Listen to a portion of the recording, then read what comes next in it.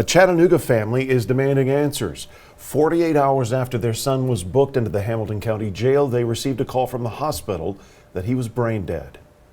A former District Attorney General Neil Pinkston is representing the family. Xavier Harris is live at the jail after speaking with the man's father. Xavier, what did he tell us? Hey, David, Greg. So right now, the father of Christopher Ayala says he isn't getting much information about what happened to his son here at the Hamilton County Jail. He says anytime that he reaches out to someone here at the jail to get some video to see what happened to his son, he says he doesn't get a response. Somebody needs to tell me. Somebody needs to let me know what's happened to my son. Christopher Ayala's dad, Edwin Ayala, says he doesn't understand how in 48 hours his son can go from looking like this to looking like this. This whole side of his lip was busted. He's got like a chipped tooth up here. He's got scratches, like deep scratches right here on his knees. He's got like a real long bruise on that side of his leg. According to an arrest report on April 27th, the Hamilton County Sheriff's Office got a call from Christopher, who was at his home 4 times, but the 911 dispatcher couldn't understand what he was saying, so they sent a crew to check on it. Christopher's father says it was a lack of sleep. Whenever you don't sleep for a little bit, you have sleeping deprivation.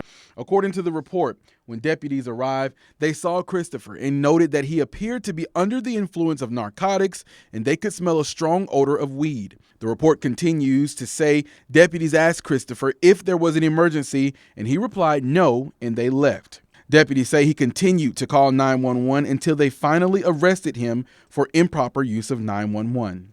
And there's people that get put over with a sack of weed on them, and they make you dump it, and they let you go. But then you dial 911 and you have nothing else to do, so you're going to go ahead and pick this guy up and take him and book him. The family says for days they have been asking questions and haven't heard anything, so they are now seeking legal options. You know, if it were your child that was being transported to the emergency room, wouldn't you think that the sheriff's office had a duty to let you know that your child had been harmed or suffered some medical emergency? Attorney Neil Pinkston is representing the family, and he says the arrest was unusual, especially because of how quickly the case was dismissed. The case was dismissed that quickly, then why was he even arrested to begin with? Pinkston sent a letter to District Attorney Cody Womp requesting details on the arrest, detention, and hospitalization of Christopher. We also reached out to her, and she replied no criminal case is pending involving Mr. Ayala. The District Attorney's Office does not participate in civil litigation, but Christopher's father says he just wants answers. Look, man, it's devastating. I cannot sleep at night.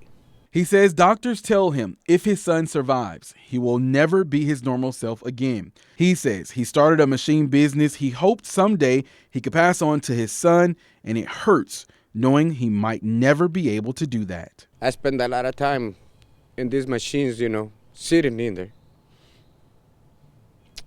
And I'd be sitting in there having all these memories and all these things that I used to do with my son. And knowing that I can't do that no more. Knowing that all of this is over. I don't wish no parent to go through what I'm going through. Now, we also reached out to the Hamilton County Sheriff for a comment regarding this incident, but at this time we have not heard anything back. Reporting in Hamilton County, I'm Xavier Harris, Local 3 News.